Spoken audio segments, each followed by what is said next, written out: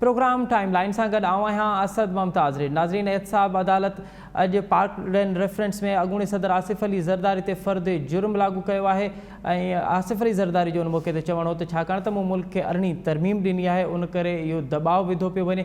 इन तरह के केसिस के 30 सालन खां मुंहुं ॾेई रहियो आहे। अॼु के प्रोग्राम में इन ते ॻाल्हाईंदासीं ऐं गॾोगॾु ॻाल्हाईंदासीं त chief justice of Pakistan justice Gulzar Ali Ahmed Karachi के हवाले से अॼु कावड़ जो इज़हार कंदे चयो आहे त कराची के सभिनीनि लुटियो आहे, हुकूमत शहरनि जी दुश्मन बणियल है। चीफ जस्टिस ऑफ पाकिस्तान पंहिंजे रिमार्क्स में इहो पिणु चयो आहे त हर माण्हू हिते मार्शल लॉ बणियल आहे, सिंध हुकूमत जी रिट किथे आहे, इहो पिणु चीफ जस्टिस सवाल उथारियो ऐं गॾोगॾु चीफ जस्टिस इहो पिणु चयो आहे त मेयर कराची जेको आहे उनजो अगरि उन वटि अख़्तियार न आहिनि त तव्हां हितां हलिया वञो। ऐं उन दौरान अदालत मेयर कराची खां इहो सवाल पिणु पुछियो त तव्हां कॾहिं था वञो, जंहिं ते मेयर कराची चयो त हू अगस्त जे आख़िरी तारीख़ुनि में हलियो वेंदो।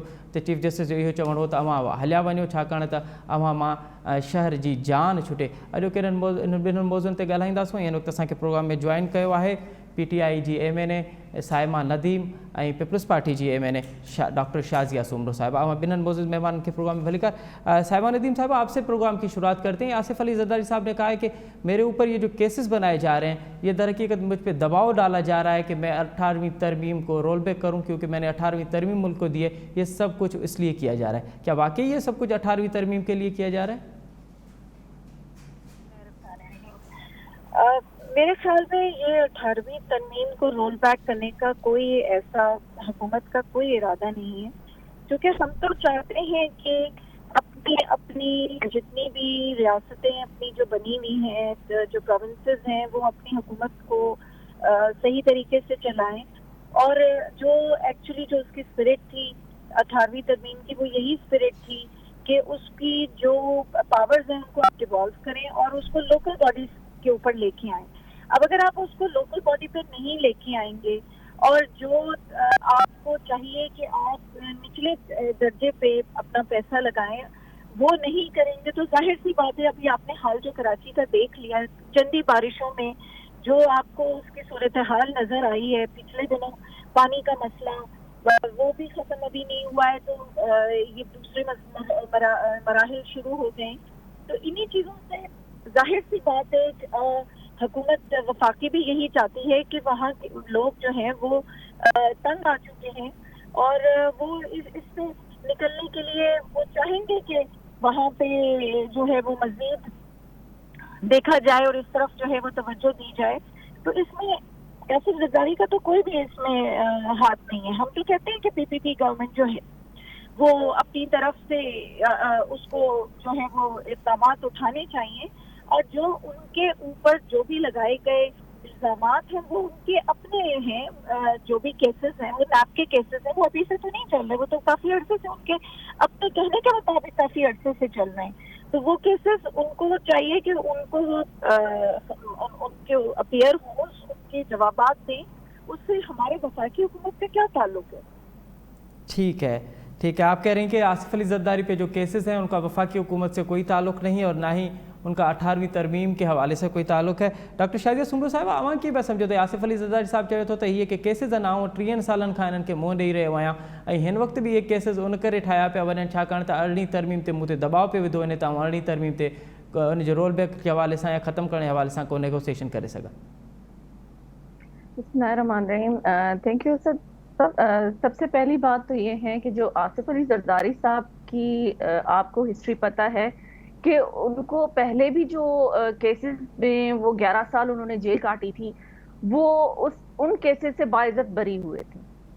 तो देखें, जब आप हिस्ट्री देखते हैं कि एक चीज़ को सिर्फ पॉलिटिकली विक्टिमाइज किया जा रहा है, तो मैं समझती हूँ कि ये वही चीज़ है कि जहाँ अपोजिशन इस गवर्नमेंट को जो 2-2.5 सालों में कुछ भी ना कर सकी है, उसको जब भी अपोजिशन ने आईना दिखाया है तो ये गवर्नमेंट जो है फौरन से जाके नैब की शील्ड के पीछे छुप जाती है। अच्छा, तो अभी भी अगर जो केस किया गया है या जिस में फर्दर जुर्म आयद की गई है, तो देखिए उसमें सबसे पहली बात है कि आसिफ अली ज़रदारी साहब मर्द हुर हैं, वो कभी इन सख्तियों से, इन तकलीफों से नहीं घबराए। और पाकिस्तान पीपल्स पार्टी की तो हिस्ट्री ही ये रही है कि हर तरफ سے ان کے اوپر ظلم ہوئے اور انہوں نے میدان نہیں چھوڑا اور وہ ہمیشہ حق اور سچ کے راستے پہ چلتے رہے. تو دیکھیں یہ بھی ایک طرح سے آزمائش ہے. اور جس طرح سے ابھی سائمہ صاحبہ نے بات کی کہ ان لوگوں کا کوئی نہیں ہے, یہ پچھلی گورنمنٹ کے بنائے ہوئے کیسز ہے, یہ کچھ بھی ہے, لیکن جو چیز تھی نیب کو جس طرح سے یہ لوگ استعمال کر رہے ہیں, نیب کیا گورنمنٹ کے لوگوں کو جو نیب زدہ لوگ ہیں ان کے اوپر ایکشن لینے کے ٹائم پہ سو جاتی ہے. اچھا, جو جن لوگوں کے ریفرنسز بنے ہوئے ہیں ان کے لیے کیوں نہیں ایکشن لیا جاتا. پرائم منسٹر کے اوپر کیس بنا ہوا ہے ہیلی کاپٹر والا, مالم جبہ والا کیس ہے, بی آر ٹی والا جو کیس ہے وہ جناب جو ہیں وہ منسٹر کی سیٹ پہ بیٹھے ہوئے مزے کر رہے ہیں. تو ان چیزوں کو دیکھتے ہوئے آپ کہاں سے کہہ سکتے ہیں کہ یہاں پہ انصاف ہو رہا ہے. یہاں پہ سیدھا سیدھا جو یہ نعرہ لگا کے آئے تھے کہ ہم انصاف دیں گے, انصاف تو دینے سے ان کے یہ تو قابل ہے نہیں, لیکن یہ انتقام ضرور لے رہے ہیں. جو پچھلی گورنمنٹ میں چیزیں یا کیسز بنائے گئے تھے یا جس طرح سے بھی ہے, لیکن اس چیز کا فائدہ یہ اپنی نااہلی چھپانے کے پیچھے لے رہے ہیں. ابھی بات کی ہے سائمہ صاحبہ نے کہ بارش میں کراچی کا پتہ چل گیا یا کچھ بھی, تو میرے خیال میں سائمہ صاحبہ نے لاہور کا وزٹ نہیں کیا, یا پھر ان کو پنجاب جو ہے وہ پاکستان سے باہر ہیں جس میں وہ پیرس بنا ہوا ہے. آپ یہ دیکھیں کہ پنجاب کی کیا حالت تھی, 4 گھنٹے کی بارش میں وہاں پہ کیا حالات ہوئے, وہاں پہ بجلی کی کیا حالات ہیں, کیونکہ ان لوگوں نے ایک وہ بنا لیا ہوا ہے کہ بس یہ سسٹم ہے کہ ہم نے کسی بھی طرح سے اپوزیشن کو ان کو آئینہ نہیں دکھانے دینا ہے. اور جو یہ نااہلی کر رہے ہیں, چاہے وہ پاکستان کے خلاف جا رہے ہیں, پاکستان کی عوام کی مشکلاتوں میں ڈال رہے ہیں یا آئین کے خلاف جا رہے ہیں, ان کو کوئی کچھ نہ کہے. جو یہ کرنا چاہتے ہیں اسکرپٹ کے اکارڈنگلی وہ کرتے رہیں, ان کو کوئی جواب نہ دے. ٹھیک ہے جی. سائمہ ندیم صاحبہ, آپ نے ڈاکٹر شازیہ کی بات انہوں نے کہا کہ ہمارے ساتھ انصاف نہیں انتقام کیا جا رہا ہے, انتقامی کارروائیاں ہو رہی ہیں, اور آصف علی زرداری کے اوپر جو کیس بنائے جا رہے ہیں یہ بھی اس کی کڑی ہے. دراصل مجھے ان کی آواز نہیں آ رہی تھی, اس لیے میں نے سنا نہیں ہے کہ میں ان کو صحیح اس کے اوپر رسپونڈ کر سکوں. لیکن جو بات آپ کہہ رہے ہیں کہ انتقام کی بات ہے, وہ میں اس کے اوپر پھر سے تردید کرنا چاہوں گی کہ انتقام کی اگر بات ہوتی تو یہ کیسز کوئی ابھی کے کیسز نہیں ہیں, یہ کیسز پہلے کے چل رہے ہیں. اور پہلے بھی کئی بار آصف زرداری صاحب نے اس میں کھڑے ہو کر بھی کہا ہے اسمبلی میں بھی کہ وہ پہلے بھی کتنے کیسز کو بھگتا چکے ہیں اور ان کے جوابات دے چکے ہیں, اور یہ انہی کی کڑی ہے. نیب کے کیسز ہم نے نہیں بنائے, یہ تو آن گوئنگ کیسز ہیں. تو اس پہ آپ کس طرح سے کہہ سکتے ہیں کہ ہم جو ہے وہ انتقام لے رہے ہیں؟ ہمارے اپنے بھی لوگوں کے بہت سارے کیسز ہوئے ہیں جن کے اندر بڑی مثالیں موجود ہیں, جن میں سے لوگوں کے جو ہیں وہ کیسز ہیں, ان میں ہم نے تو ان کے نام نہیں دیے. جو کیسز جس کے جیسے چل رہے ہیں وہ اسی طرح سے جو ہے وہ تینوں پارٹیوں کے جو ہیں وہ اسی طرح سے بدستور قائم ہے. یہ تو نیب ایک انڈیپینڈنٹ باڈی ہے اور نیب کا کام ہی یہی ہے. ٹھیک ہے. اچھا, ڈاکٹر شازیہ صاحبہ کا یہ کہنا تھا کہ نیب کے پاس جو پی ٹی آئی کے جو لوگ ہیں, مالم جبہ کا کیس ہے یا وزیر اعظم کے اوپر ہیلی کاپٹر کا کیس ہے یا دیگر بی آر ٹی منصوبے کا کیس ہے, اس پہ نیب خاموش ہے اور فقط اپوزیشن کے خلاف جو ہے وہ زیادہ متحرک نظر آتی ہے. اس لیے بھی انہوں نے کہا ہے کہ جو اپوزیشن کے لوگ ہیں ان کے خلاف انتقامی کارروائیاں ہو رہی ہیں. دیکھیں, انتقام میں پہلی تو بات آپ دیکھیں, ابھی بہت سارے لوگ جو ہیں جن میں سے نواز شریف ہیں, ان کو باہر وہ اپنی اس کے اوپر بیماری کا اپنا لے کے وہ باہر گئے, ان کو اجازت ملی. وہ اسی طرح سے ابھی پی پی پی کے جو تھے وہ زبیری صاحب جو ہیں جو ہیں جن کا یہ ہسپتال ہے, ان کو باہر بھیجا گیا. ان کے بھی کیسز چل رہے تھے. تو اب ایسی اگر بات ہوتی, کوئی انتخاب لینا ہوتا تو ان کو روک لیا جاتا, ان کو بھی میڈیکل گراؤنڈز کے اوپر باہر بھیجا گیا. تو یہ چیز کہنی بالکل میرے خیال میں جو ہے وہ نامناسب ہوگی. اور ہمارے جو ملاقی وغیرہ کے کیسز ہیں ان کے اوپر تو دوبارہ سے انہوں نے کیسز کے اوپر ऐसी बात नहीं है कि वो खत्म हो गया, उसके ऊपर उन्होंने दोबारा पिटिशन डाली और उसको उन्होंने उस पर टाइम लिया और वो तकरीबन अब तो फिनिश भी हो चुकी है। और दूसरे केसेस जो अगर आप देखें तो वो तो बहुत सारी चीजें थी जिनके ऊपर दोबारा उन्होंने अपने जो है वो केसेस को रिस्पॉन्ड किया है और उनके ऊपर टाइम भी दिया गया है। ऐसी बात नहीं है कि उन केसेस को जो है वो उन्होंने वो जो है वो उनके पीछे दोबारा से कोई ऐसी बात हुई हो, ये सरासर मेरे ख्याल में गलत होगा कहना। ठीक है। डॉक्टर शादिया साहिबा, अॼु chief justice of Pakistan Karachi में इंतई सख़्त रिमार्क्स ॾिना कराची के हवाले से सुप्रीम कोर्ट में हाज़िरी थी उन दौरान, बल्कि उन खां पोइ मेयर कराची को सहाफ़ियुनि सां ॻाल्हायो आहे, उन चयो आहे त कराची जी 70% जेका ज़मीन आहे उहा सूबाई हुकूमत वटि नाहे, इन सूबाई हुकूमत पाण भी ये ॻाल्हि तस्लीम करे वरिती आहे। हाणे सवाल इहो आहे त अगरि कराची में मेयर वटि अख्तियार न आहिनि, सूबाई हुकूमत वटि अख्तियार न आहिनि, त पोइ अख्तियार कंहिं वटि आहिनि? हीअ मसला हल कीअं थींदा? देखिए असद बात ये है कि सबसे पहली बात यह है कि हम पाकिस्तान पीपल्स पार्टी ने हमेशा अदालतों का और जो भी फैसला हुआ है उसका एहतराम किया है। तो जो चीज उन्होंने कही है, अगर आप कंपैरिजन करके देखें तो आप ये देखेंगे कि कराची में या सिंध में आप देखें कि लोकल गवर्नमेंट जो है वो फाल हैं, काम कर रहे हैं, लेकिन ये है कि सिंध गवर्नमेंट में के चीफ मिनिस्टर ऑफ सिंध हो या सिंध के वुज़रा हो, आपको इस बारिश में सड़कों पे नजर आए। अच्छा, ये चीज होती है कि जहां चले जो जितनी भी गलतियां हैं या जहां पे कोताहियां हैं, अगर वहां पे हम इस जो कोर्ट का तनकीद है उसको हम तनकीद बराए इस्लाह ले लेते हैं। हाँ। आप ये कंपैरिजन देखें कि लाहौर की बारिश में आपको ना तो सीएम पंजाब नजर आए होंगे सड़कों पे, ना उनके कोई वुज़रा या ना कोई उनका कोई एमएनए नजर आया होगा। और जो फेडरल गवर्नमेंट के लोग जहाँ पे कराची में इंतशार फैलाने के लिए फौरन से आ जाते थे और अक्सर टीवी शो में वो बूट टेबल पे रख के अपनी ताकत शो करते थे, तो वो आपको इन बारिशों में कहीं नजर नहीं आए होंगे। तनकीद करने के लिए, ढक्कन चुराने के लिए तो आपको हर जगह पे नजर आ जाएंगे, लेकिन कहीं पे काम करते हुए आपको ये लोग नजर नहीं आएंगे, क्योंकि 2.5 साल होने के बावजूद ये अभी तक ना अहल हैं, ना लायक हैं, क्योंकि ये खुद सिलेक्टेड हैं, तो जो स्क्रिप्ट इनको मिलता है उसके अकॉर्डिंगली ये काम करते हैं। जहां इनका स्क्रिप्ट खत्म हो जाता है वहां पे ये गालम गलोच पे आ जाते हैं। और अगर देखिए, अपोजिशन का काम होता है तनकीद करना, तो हम आपके ऊपर तनकीद नहीं करेंगे अगर हम आपकी इन बुरी चीजों को या आपकी नाअहली को लेकर बैठ जाएंगे तो हम अवाम के साथ बुरा कर रहे हैं। और उस अवाम को वो अवाम हमारी तरफ देख रही है। जो लोगों को उन्होंने अपना एक नुमाइंदा करके भेजा है वो हमसे पूछेंगे कि हमने आपको भेजा था तो आपने क्या किया।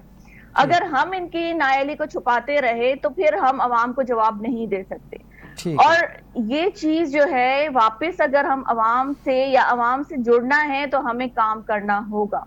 चले हम इस चीज को भी अदालती जो रिमार्क्स हैं उनको हम अपनी इस्लाह पे लेते हैं, और यही हम चाहते हैं कि अगर अपोजिशन गवर्नमेंट पे तनकीद कर रही है तो वो भी आपको कुछ करने के लिए कर रही है कि आपकी कहाँ पे नाअहली है उसको आप उस कमी को पूरा करें, ना कि आप उधर से बैठ के ट्रेजरी बेंचेस से बैठ के गालम गलोच करें या पर्सनल रिमार्क्स पास करें।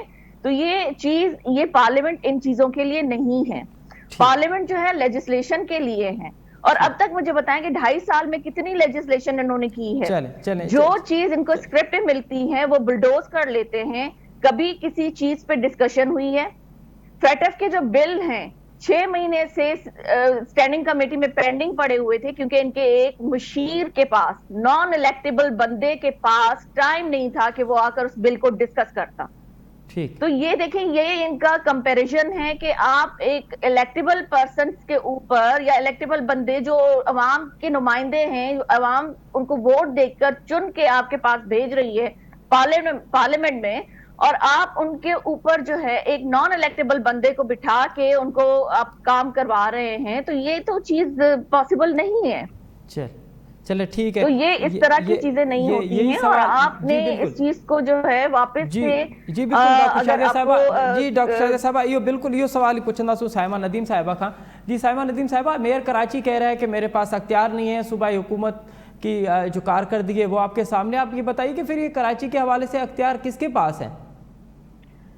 जी, मैं सबसे पहले तो मैं पूछना चाहूँगी कि बेशक आपने कहा कि नाअहली और जो है वो नालायकी हमारी हुकूमत की, तो आप बता दीजिए, हम तो अभी शायद 2 साल हुए आए हैं, आपको तो 13 साल हो चुके हैं, आपने तो वहाँ हुकूमत की है और बदस्तूर हुकूमत की। उससे पहले भी 3 बार, आप तीसरी बार बने वहाँ जो है पूरे पाकिस्तान में भी रह चुके हैं। लेकिन जो कराची का, आपके अपने शहर का, आपके अपने इलाकों का जो हशर हुआ है वो तो सबके सामने है। आपकी नाअहली, आपकी जो नालायकी है वो तो सबके सामने है। आप खुद देख सकते हैं कि क्या इस वक्त हाल हुआ है पानी का। आप देखिए जो है नाले, जो कि हर साल मानसून आता है कराची में, उसको आपने सफाई नहीं करवाई। उस कूड़े को, जो कूड़ा आपको खुद पता है कि 12,000 टन जो है वो कूड़ा आता है, उस कूड़े को आपने उठवाया नहीं। आपकी अभी एनडीएमए अगर इस वक्त वफाक की तरफ से, प्राइम मिनिस्टर की तरफ से अगर नहीं भेजा जाता, तो ये जो तीसरी बारिश थी, ये जो चौथी अब आने वाली है, उसकी जो हाल होना था वो आप सबके सामने था। हमने तो वो वीडियोस नहीं बनाई, वो वीडियोस तो अवाम ने खुद बना के भेजी हैं। वो वीडियोस जिनके ऊपर जो है वो गनी साहब जो थे वो ट्वीट कर रहे थे कि ये फैब्रिकेटेड है, जिसके ऊपर आप कह रहे थे कि 2 दिन के अंदर बारिश जितनी हुई है वो बारिश जो है वो पहले कभी इससे बारिश नहीं हुई। ये बारिशें हर साल की बारिशें हैं। पानी का अब चले, बारिशों को भी छोड़ दें, कुएं को भी छोड़ दें, गार्बेज को भी छोड़ दें, आप पानी का मसला ले लीजिए। K4 का 11 साल से ऊपर हो गए हैं। ये जो अगर आप लोकल बॉडी को इख्तियारात देते, वो सही कह रहे हैं, इस वक्त जो मेयर कह रहा है वो क्या करे जब उसके पास इख्तियारात नहीं है, जब उसके पास पैसे नहीं है, उसके पास फंड नहीं है, तो वो उसका क्या कर सकता है? वो उस जो काम उसके जिम्मे दिया गया है, अगर वो उसके तमाम इख्तियारात उससे ले लिए जाए तो वो कराची के लिए क्या करे? इस वक्त मैं समझती हूँ कि कराची को वाकई देखने की जरूरत है। कि आप कंपेयर करें, इतना बड़ा शहर जो कि खुद एक सबसे ज्यादा 90% जो है रेवेन्यू देने वाला शहर, और सबसे ज्यादा जो है वो उसके अंदर से 357 बिलियन में से भी उसको सिर्फ 3.2% उसके ऊपर लगाया जाता है। तो जाहिर उस शहर का तो यही हाल होना था। फिर अगर इंटीरियर सिंध में चले जाए, मुझे बताओ इंटीरियर सिंध में आपने क्या किया है? जी। आप पंजाब से भी कंपेयर कर लें, आप यूपी कैसे भी कंपेयर कर लें, उनके छोटे छोटे शहर भी जो हैं आपके बड़े शहरों से बेहतर हैं। तो ये अगर आपका स्टैंडर्ड है और आप समझते हैं कि हमने 2 साल के अंदर उसको खराब कर दिया है, तो ये फिर आपकी भूल है। क्योंकि अब अवाम को भी नजर आ रहा है कि कौन नाअहल है और कौन नालायक है, और उनको भी पता चल गया, और वो हमारी तरफ ही देख रहे हैं कि हम कुछ करें। और जो है जो रोल बैक करने की आप बातें कर रहे हैं, वो तो आप कर रहे हैं, हम तो नहीं चाहते कि वो रोल बैक हो। लेकिन अगर इस तरह के हालात होंगे तो हमें से बातें तो अवाम आपको रो के आपको बताएगी कि हमारे साथ ये हो रहा है कि हमारा शहर जो है वो किस 1940 से 30 में चला गया है। ठीक है, बहुत शुक्रिया साइमा नदीम साहिबा, डॉक्टर शाजिया सुमरो साहिबा, आवां ॿिन्हिनि मौज़ूअ महिमान सां वक़्तु ॾिनो। नाज़रीन, हिते वठूं था नंढी साई। साई खां पोइ वरी कराची जो हिकु बल्दियाती निज़ाम आहे ऐं पूरी सिंध जो हिकु बल्दियाती निज़ाम आहे, उन ते ॻाल्हाईंदासूं त आख़िर छो जॾहिं बि थोरो मींहुं पए थो पियो ऐं उन खां पोइ उहो मींहुं रहमत जे बजाए ज़हमत बणिजी थो वञे, आख़िर बल्दियाती निज़ाम में फॉल्ट कहिड़ा आहिनि, इहे हल कीअं थीबा, इहो ॻाल्हाईंदासूं। सेक्रेटरी बल्दियात असां सां गॾु मौजूदु हूंदो प्रोग्राम में, पर उनखां पहिरियां वठूं था नंढी साई। ऐं साई खां पोइ वरी प्रोग्राम में ॿीहर हाज़िर थींदासीं। नाज़रीन, प्रोग्राम में हिकु दफ़ो ॿीहर अव्हांखे भली कार। अॼु chief justice of supreme court justice Gulzar Ahmed mayor Karachi खे चयो आहे त अगरि अव्हां वटि अख़्तियार कोन्हनि त पोइ अव्हां मेयर कराची वारी पोस्ट छॾे छो नथा ॾियो। ॿिए पासे मेयर कराची जो चवणु आहे त कराची में 70% एकड़ ज़मीन आहे, उहा सूबे वटि कोन्हे, सूबो पाण उन जी तस्लीम करे चुको आहे। मूं वटि अख़्तियार रुगो 10% आहिनि। मुंहिंजी जाइ ते को बि मेयर अचे त उहो इन तरह जो कमु नथो करे सघे। हाणे अगरि मेयर कराची वटि अख़्तियार कोन्हनि, सूबाई हुकूमत वटि अख़्तियार कोन्हनि, त पोइ अख़्तियार कंहिं वटि आहिनि इहो ॼाणींदासूं। हिन वक़्तु असांखे प्रोग्राम में जॉइन कयो आहे बल्दियात जे सेक्रेटरी जनाब रोशन अहमद शेख साहब। शेख साहब अस्सलाम वालेकुम। वालेकुम सलाम। अच्छा शेख साहब, इहो ॿुधाइजो त जॾहिं हेॾे वॾे शहर जो मेयर बेअख़्तियार हूंदो, उन वटि अख़्तियार कोन हूंदा, त पोइ शहर जा मसइला हल कीअं थींदा? साईं थैंक यू वेरी मच। ॾिसो, जेके अख़्तियार हूंदा आहिनि उहे कंहिं न कंहिं कानून जे हिसाब सां हूंदा आहिनि। जी। हिन वक़्तु जेके मेयर या चेयरमैन या लोकल गवर्नमेंट के जेके अख़्तियारात आहिनि उहे आहिनि 2013 जे लोकल गवर्नमेंट एक्ट जे तहत, ऐं उन में अख़्तियारात ऐं कहिड़ा कहिड़ा उहे जेके आहिनि जिन में उहे टैक्सिस हणी था सघनि, उन्हनि सभिनी जा अख़्तियारात बिल्कुलु वाज़े आहिनि।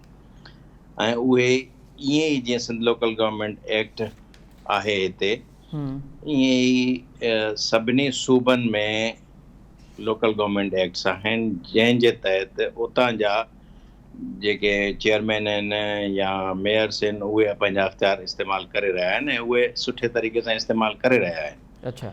हिते सिर्फ़ु इहो चवणु त मूंखे अख़्तियार कोन्हनि ऐं मां कमु न कंदुसि, इहा ग़लति ॻाल्हि आहे। अच्छा। अख़्तियारात जेके आहिनि उहे कानून में आहिनि ऐं उहे उन्हनि खे इस्तेमालु करणु घुरिजनि। सेकेंडली इहा ॻाल्हि आहे त तव्हां जेके अगरि सिंध गवर्नमेंट ते इल्ज़ाम लॻाया था वञनि त हुननि अख़्तियारात खसे छॾिया आहिनि, त ॾिसो उहो सिर्फ़ु सॉलिड वेस्ट मैनेजमेंट जो इशू आहे, जंहिंमें हुननि सॉलिड वेस्ट मैनेजमेंट हिकिड़ो वॉलंट्री जेको आहे हिकिड़ी पार्टनरशिप आहे, जंहिंमें हुननि पंहिंजे CR करे, ऐं ॿियो उन में तव्हांखे ॿुधायां त इहो KMCA जो सॉलिड वेस्ट मैनेजमेंट सां को तालुक़ु कोन्हे, इहो फंक्शन DMCs जो आहे, ऐं 6 ई DMCs ऐं जिन में उन्हनि जा जेके 4 DMCs आहिनि उहे बि शामिल आहिनि। उन्हनि CR करे, काउंसिल रेज़ोल्यूशन करे Sindh solid waste management board खे इहा रिक्वेस्ट कई आहे त तव्हां असांजो सॉलिड वेस्ट मैनेजमेंट जो फंक्शन संभालियो, ऐं उन मां गवर्नमेंट ऑफ सिंध उन्हनि खे इहा ऑफर कई त उन जो ख़र्चो सॼो जो सॼो गवर्नमेंट ऑफ सिंध बर्दाश्त कंदी, ऐं उन मां जेका हुननि जी बचत थींदी, जेको हूअं उते ख़र्च कनि हा इहे DMCs पंहिंजे, उहे उन्हनि जी बचत थी थिए ऐं उहे पंहिंजे ॿियनि डेवलपमेंट एक्टिविटीज़ में इस्तेमालु करे था सघनि। अच्छा। त इहा हिकिड़ी तमामु वॾी सहूलियत आहे, ऐं Sindh solid waste management board हिकिड़ो वॉलंट्री हिकिड़ो प्रोग्राम आहे, उहो कंहिं ते बि ज़बरदस्ती मड़ियो न थियो वञे। त हिन सिलसिले में इहो चवणु त इहो अख़्तियारात वापसि थी विया त इहो बिल्कुलु ग़लति आहे। उन में उन्हनि पाण उन्हनि पंहिंजो काउंसिल रेज़ोल्यूशन करे ऐं इहो कमु हवाले कयो आहे Sindh solid waste management board जे। सो जेके बि लोकल गवर्नमेंट एक्ट 2013 जे तहत अख़्तियारात आहिनि, चार अहम शयूं आहिनि त शहर जे हवाले सां 4 अहम तरीन मसइला आहिनि। मिसाल पाणी जो मसइलो आहे, कचरो खणण जो मसइलो आहे, ट्रांसपोर्ट आहे, ऐं शहर जे लाइ हिकु मास्टर प्लान आहे। मेयर कराची चवे थो त इहे 4 ई जेके शोबा आहिनि उहे मुंहिंजे अख़्तियार में कोन्हनि। ॾिसो, ट्रांसपोर्ट जेका आहे उहा हिकिड़ी ट्रांसपोर्ट अथॉरिटी, चङा त हिन वक़्तु वॾो मेजर कमु हले थो, जंहिंमें जीअं मेट्रो आहे ऐं ॿियूं शयूं, मास ट्रांजिट अथॉरिटी आहे, उहा हिननि वटि नाहे, लेकिन उहा गवर्नमेंट ऑफ सिंध वटि आहे। लेकिन उन में एतिरा मेजर कम हलनि था जेका हिन वक़्तु हुननि जी एक्सपर्टीज़ कोन्हे। ॿियो सेक्शन 74 आहे हिन में लोकल गवर्नमेंट एक्ट में, जंहिंमें हो गवर्नमेंट ऑफ सिंध जेका आहे उहा का बि फंक्शन हुननि खां उन्हनि जी एग्रीमेंट सां वठी बि थी सघे, ऐं गवर्नमेंट ऑफ सिंध को बि पंहिंजो फंक्शन उन्हनि खे ॾेई बि थी सघे। सही। सो इहे बेसिकली सॼी जी सॼी कोशिशि आहे त कंहिं हंधि कंहिंजूं सिनर्जीज़ इस्तेमालु कनि ऐं ॿई हिक ॿिए खे सपोर्ट करे कीअं अवाम जी बहितरीअ लाइ, अवाम खे जी सर्विस डिलीवरी लाइ हिकिड़ी बहितरीअ जूं कोशिशूं कयूं वञनि। ठीकु है। पर शेख साहब, सॉलिड वेस्ट मैनेजमेंट की ॻाल्हि कई त असां ॾिसूं था पिया त शहर में कचरो त उएं जो उएं मौजूदु आहे। काफ़ी इन ते तनक़ीद बि थिए थी पई, पॉलिटिकल हवाले सां बि इन ते तनक़ीद पई थिए। आख़िर छो शहर जो कचरो खयो न पियो वञे? जॾहिं मेयर कराची जो इहो कमु कोन्हे, सॉलिड वेस्ट मैनेजमेंट जो कमु आहे, त पोइ सॉलिड वेस्ट मैनेजमेंट पंहिंजी कारकर्दगी बहितर छो न पई करे? इन में 2 शयूं इम्पॉर्टेंट आहिनि जेके वाज़े करणु। हिकु त इहा आहे त Sindh solid waste management board कराचीअ जे 6 ज़िलनि मां सिर्फ़ु 3 ज़िलनि में कमु करे रही आहे. अच्छा उहे आहिनि ईस्ट, साउथ ऐं मलीर. अच्छा ऐं इन्हनि टिनी में सॉलिड वेस्ट मैनेजमेंट कुझु बहितर तव्हांखे नज़र ईंदी ऐं उते कचिरो घटि नज़र ईंदो. बाक़ी 3 ज़िलनि में जंहिंमें सेंट्रल आहे, कोरंगी आहे ऐं वेस्ट आहे, उन में Sindh solid waste management board कमु नथी करे. उन में DMCs ई कमु थियूं कनि ऐं उते सभिनी खां वधीक मसइलो आहे कचिरे जो ऐं हिन जो. अच्छा हिकिड़ी ॻाल्हि इहा थी. ॿी ॻाल्हि इहा थी सिंध सॉलिड वेस्ट मैनेजमेंट जी परफॉर्मेंस उन ते बिल्कुलु असां बि मुतमइन न आहियूं. अच्छा ऐं that needs to be improved. उनखे वधीक बहितर थियणु खपे. उन में government of Sindh, chief minister साहब ऐं चीफ सेक्रेटरी साहब सख़्तु ऑर्डर्स बि पास कया आहिनि ऐं उन खे असां काफ़ी रिवैम्प करे रहिया आहियूं. जी अव्हांखे अव्हां इहो ॾिठो हूंदो त जेको नाला क्लीनिंग जो बि प्रोजेक्ट आहे स्वीप, जी उन में बि उहो बेसिकली आहे ई सॉलिड वेस्ट मैनेजमेंट खे इम्प्रूव करण जो प्लान. त वर्ल्ड बैंक बि हिन में बि सपोर्ट करे रही आहे. उन खां अलावा प्राइवेट सेक्टर में छाकाणि त कराचीअ में तमामु वॾो स्कोप आहे प्राइवेट सेक्टर खे हिन में आणण जो, जंहिंमें वेस्ट टू एनर्जी प्लांट्स ऐं ॿियनि लैंडफिल साइट्स खे इम्प्रूव करणु हिन जो आहे. त हुननि ते कमु थी रहियो आहे. इनशाला तव्हांखे 6 महीननि में हिन में तमामु सुठी बहितरी तव्हांखे नज़र ईंदी. अच्छा शेख साहब, हर साल मींहुं पए थो पियो ऐं हर साल मींहं ते जेका आहे उहा सियासत कई पई वञे ऐं जेके तनक़ीद बि तमामु सख़्तु पई थिए सिंध हुकूमत ते, ख़ासि करे मेयर कराची ते. हाणे आख़िर मसइला कहिड़ा आहिनि जो शहर मां कचिरो बि न पियो खॼे वञे, शहर जेको निकासी वारो अमल आहे उन में को मसइलो आहे या उनखे मसइलो बणायो वियो आहे? मसइला ई हल छो न पिया थियनि? इहा जेका तव्हां ॻाल्हि कई उहे ॿई शयूं शामिल आहिनि. हिकिड़ो त मसइलो आहे, ॿियो मसइले खे तमामु घणो वधीक बयानु करे पेश बि कयो वञे. अच्छा कल्ह लाहौर में बि तमामु घणी बारिश थी हुई. काफ़ी उन्हनि जा एरियाज़ जेके आहिनि इनंडेट थी विया हुया, पाणी बीठो हुयो, लेकिन मीडिया उनखे एॾो कोन खयो. लेकिन कराचीअ में गुज़िरियल कुझु सालनि में तव्हांखे केतिरनि हंधनि ते 2-2, 3-3 ॾींहं पाणी बीठल नज़र ईंदो हुयो. हिन दफ़े काफ़ी बहितर कोशिशि कई वई आहे जंहिंमें, ऐं तव्हां इहो ॾिठो हूंदो त हे जेके असांजा 3 स्पेल्स थिया आहिनि उन्हनि में जेका अॻकथी मौसमियात खाते कई उन खां डबल ते बारिश थी. ऐं ख़ासि तौर ते जेको कैचमेंट एरिया खां पाणी घणो अचे पियो, उहो उनजी त कंहिं क़िस्म जी अॻकथी न हुई. अच्छा उन जे बावजूदि हाणे असांजो सिस्टम जेको आहे उहो सिर्फ़ु 25 खां 30 mm रेनफॉल विदिन 30 मिनट्स अच्छा उहो जेको आहे न बर्दाश्त थो करे सघे. अगरि उन खां थोरो वधीक थियो त पाणी बीहंदो. हिन दफ़े बारिश उन खां वधीक थी आहे त सर्टनली कुझु वक़्तु 2-3 कलाक पाणी जिते बि बीठो उन खां पोइ निकिरी वियो. इहा वरी बि यानी हिकिड़ी, मां इहो नथो चवां त आइडियल सिचुएशन त इहा आहे त कंहिं बि क़िस्म जो किथे पाणी न बीहे, नुक़सान न थिए. हाणे मसाइल छा आहिनि? हिकिड़ो त आहे तव्हांजो त डिज़ाइन इशूज़ आहिनि. असांजा जेके कम थिया आहिनि इंजीनियरिंग जंहिंमें रोड्स ठहणु, ॿियूं शयूं ठहणु, इन्हनि में आई डोंट नो त रादर इनएफिशिएंट माण्हू आहिनि या छा मसाइल आहिनि, लेकिन प्रॉपर डिज़ाइन में हिन वक़्तु बि तमामु घणियूं ग़लतियूं आहिनि जो नवनि रोड्स में बि तव्हांखे कंहिं न कंहिं हंधि कंहिं कुंड कुड़छ में पाणी नज़र ईंदो. इहो न अचणु खपे, इहो पाणी न बीहणु खपे. उन खां अलावा ॿियो मसइलो आहे इंक्रोचमेंट्स जो. तव्हांजा हिन वक़्तु 38 वॾा नाला आहिनि, 514 नंढा नाला आहिनि जेके DMCs कमु थी कनि. इन्हनि सभिनी ते एतिरियूं इंक्रोचमेंट्स आहिनि जो फॉर एग्ज़ाम्पल गुजर नालो हिकिड़े हंधि 200 फुट आहे त ॿिए हंधि वरी वञी 20 फुट वञी बचे थो. एतिरियूं इंक्रोचमेंट्स आहिनि, कॉलोनियूं ठहियलूं आहिनि, दुकान ठहियल आहिनि, मार्केट्स ठहियल आहिनि. उन ते असां हाणे CM साहब उहे एनक्रोचमेंट्स आहिनि उहे तव्हां हटाइण जो हाणे सोचियो पिया त गुजर नाला ऐं ॿिया नाला आहिनि उन्हनि जी इंक्रोचमेंट हटाई वञे. शेख साहब, हाणे ॿी हिकु मौसमियात खाते अॻकथी कई आहे त 17 तारीख़ हिन महीने जी 17 तारीख़ ते ऐं 27 तारीख़ ते हिकु दफ़ो ॿीहर मानसून जी बरसातूं पवंदियूं ऐं उहे बरसातूं गुज़िरियल के 40 स्पेल थिया थी सघे थो उन खां वधीक पवनि. तयारी कहिड़ी आहे बल्दियात जे खाते जी इन ॿिन्हिनि स्पेल बचण?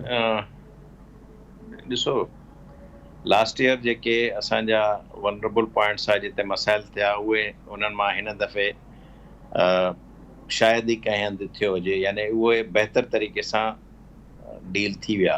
लेकिन हिन दफ़े कुझु उहे नवां स्पॉट्स निकिरी आया जंहिंमें हिकिड़ो ग्रीन लाइन जे करे हुयो। ग्रीन लाइन वारनि जॾहिं इहो सॼो पंहिंजो सिस्टम रखियो त उन्हीअ में हुननि जेके नाला हुया उहे सभु बंदि करे छॾिया। उन्हनि जे करे डिस्ट्रिक्ट सेंट्रल में तमामु घणो मसइलो थियो। अहिड़ीअ तरह गुजर नाले में बि हिकिड़े हंधि मेन इंक्रोचमेंट जंहिंजे करे 2 दफ़ा उहो ओवरटॉप थियो, बावजूदि जंहिंजे जो सॼी नाले सफ़ाई थी।